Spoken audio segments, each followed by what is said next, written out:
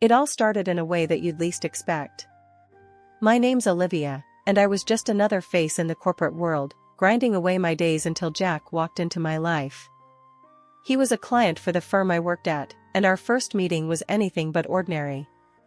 There was this spark, an instant click, something that made the air crackle with energy whenever we were in the same room. "Olivia, right? Heard you're the wizard with numbers around here," Jack said on the day we met, his voice laced with a grin that I could hear before I saw it. "Wizard might be stretching it, but I know my way around them," I replied, trying to keep my composure. Who was this guy, coming in and throwing words like wizard around? Our conversations quickly moved from strictly business to personal interests, dreams, and eventually, our views on life.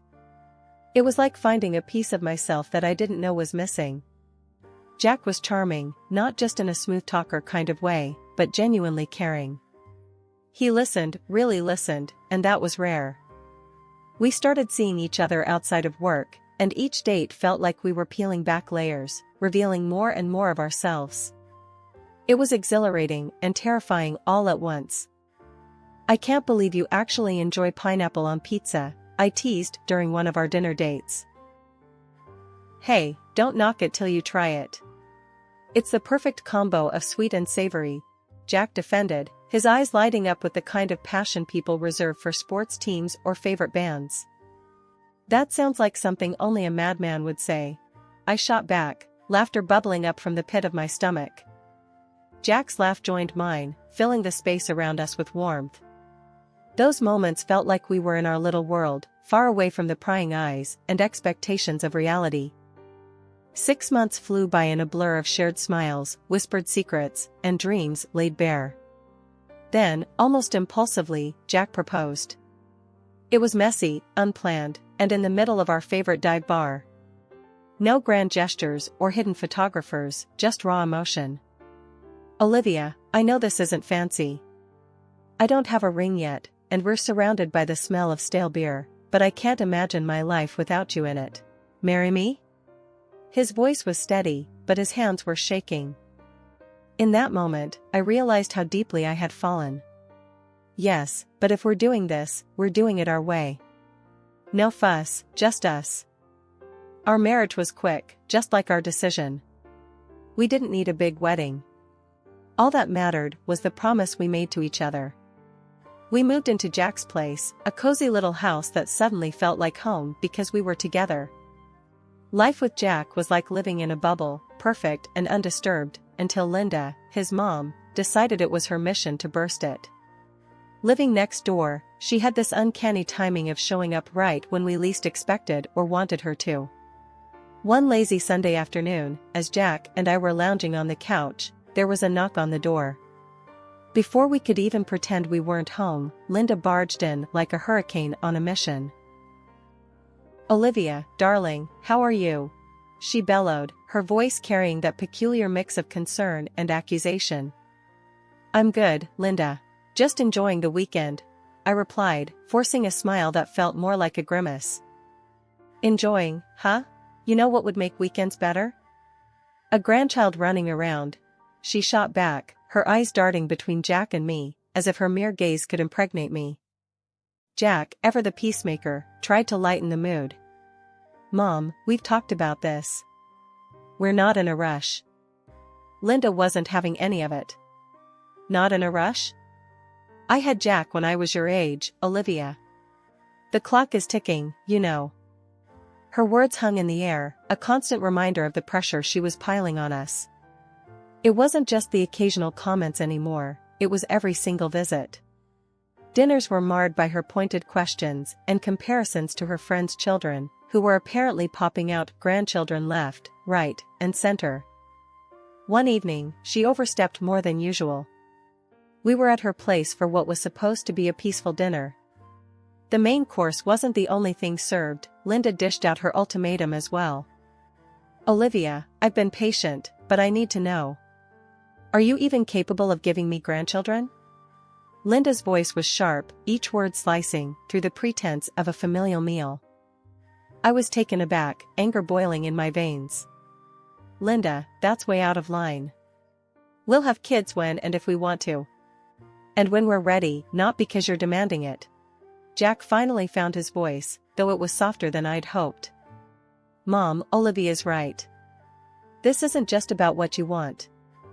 But Linda was relentless. Fine, if you won't do it for me, do it for yourselves. But I want you to get checked out. I need to know the problem isn't from your side. The nerve of her, as if bearing children was some family duty I was failing at. Jack looked at me, his eyes apologetic. Maybe you should, Liv. Just to get her off our backs. I agreed, but on one condition. Fine, but you're getting checked too, Jack. Fair's fair. Okay. Anything for peace, he conceded, though I could tell he was just as annoyed. The whole ordeal of getting tested was humiliating and invasive, not to mention completely unnecessary in my eyes. But it turned out to be an eye-opener in ways we hadn't anticipated. Jack's results came back, and the irony of the situation wasn't lost on us. The issue Linda was so concerned about, the delay in expanding our little family, stemmed from her precious son. The aftermath was a blend of vindication and sorrow. I wasn't sure how to feel. I wanted to rage at Linda, to throw her words back in her face, but I also saw the man I loved crumbling under the weight of his own imperfections. Linda's reaction was predictably unsupportive. Instead of rallying around her son, she doubled down on her blame game, pointing fingers at me for not being understanding enough, for not caring for Jack in his time of need. And Jack? Well, he wasn't the same. The light in his eyes dimmed, replaced by shadows of doubt and shame. He retreated into himself, leaving me to fend off Linda's barbs alone. Jack's struggle with the news about his fertility hit him harder than a freight train.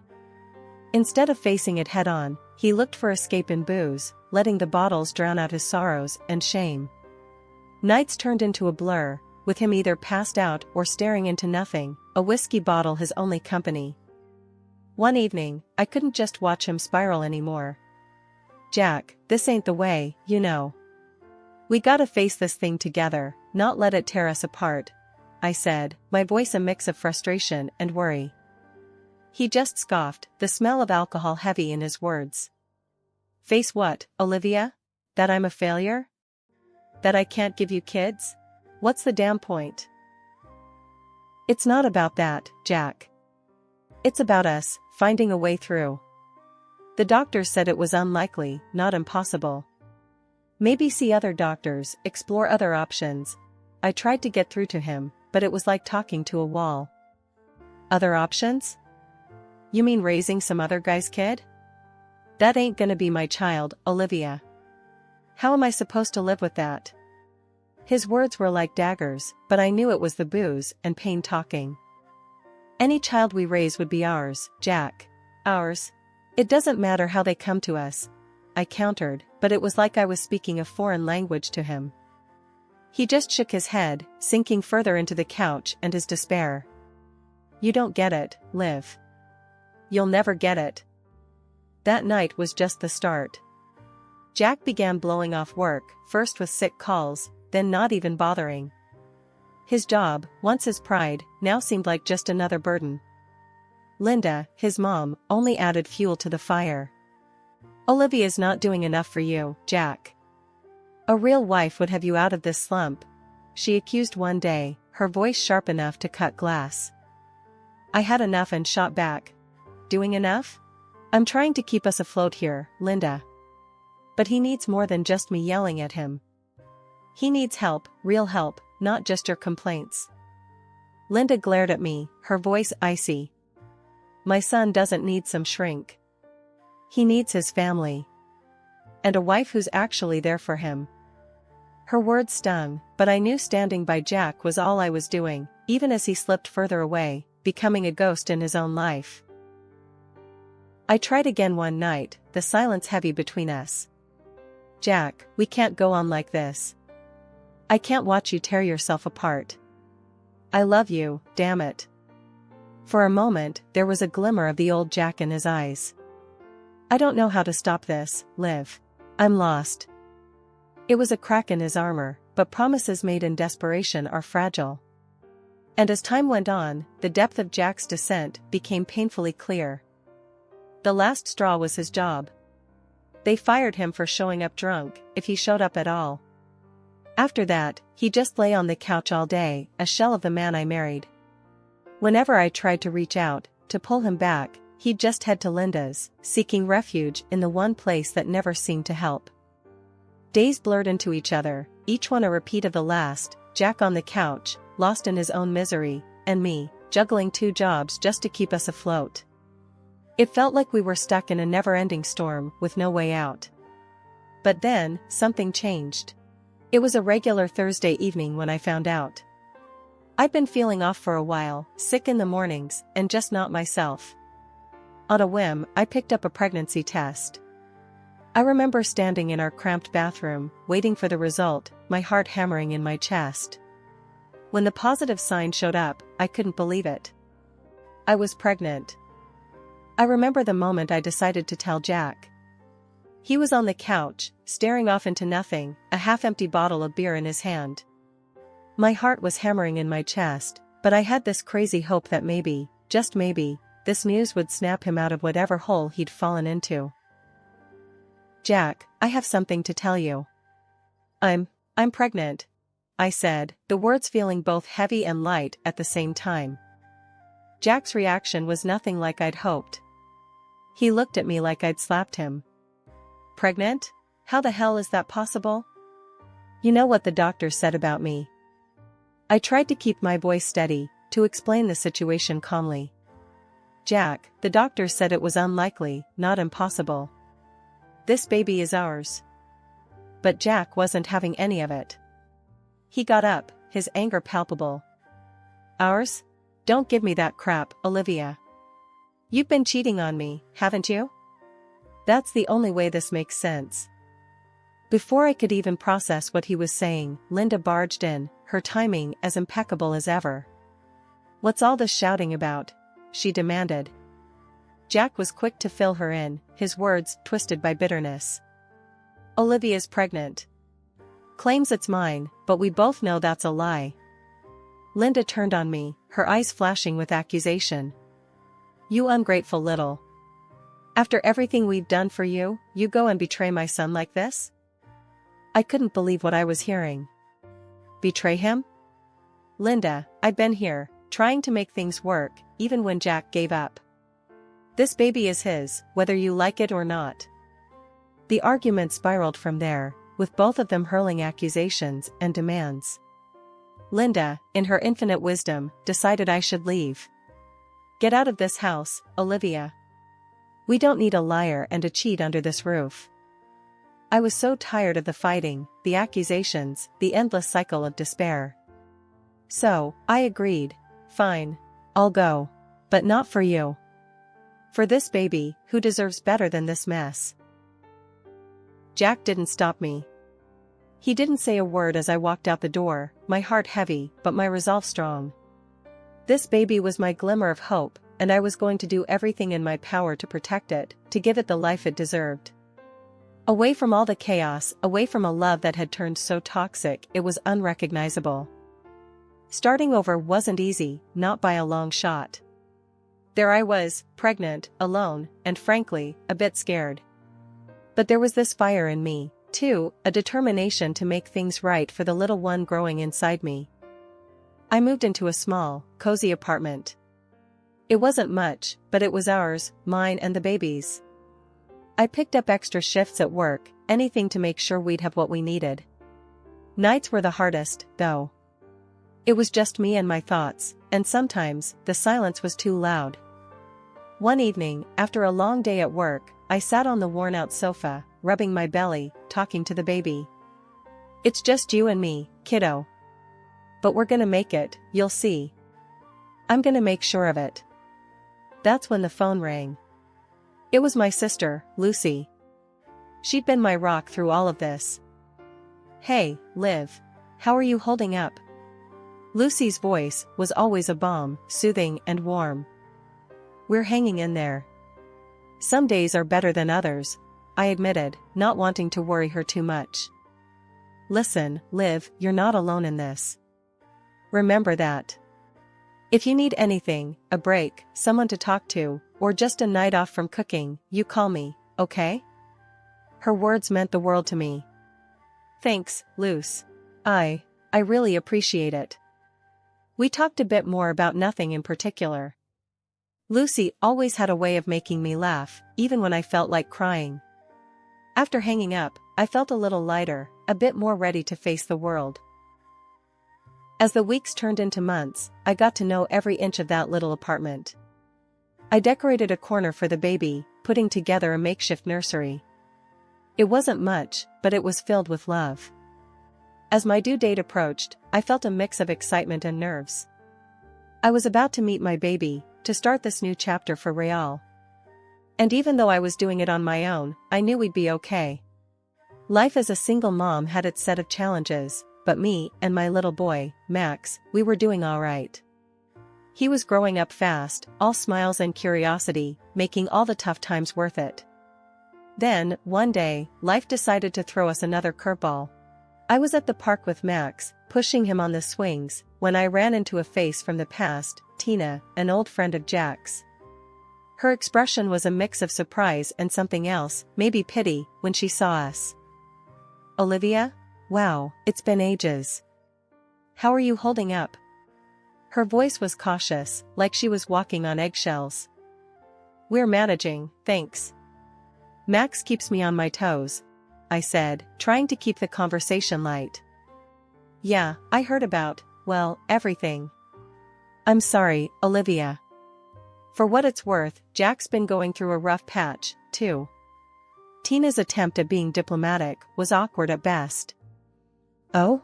I prompted, not sure I wanted to know but asking anyway. He got married again.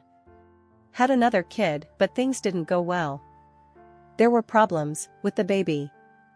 He was born, not quite healthy. And then Jack got into trouble for not paying support. It's a mess. Tina's words tumbled out in a rush. Hearing about Jack's troubles stirred up a storm of emotions in me. Part of me felt vindicated, seeing him face consequences for once.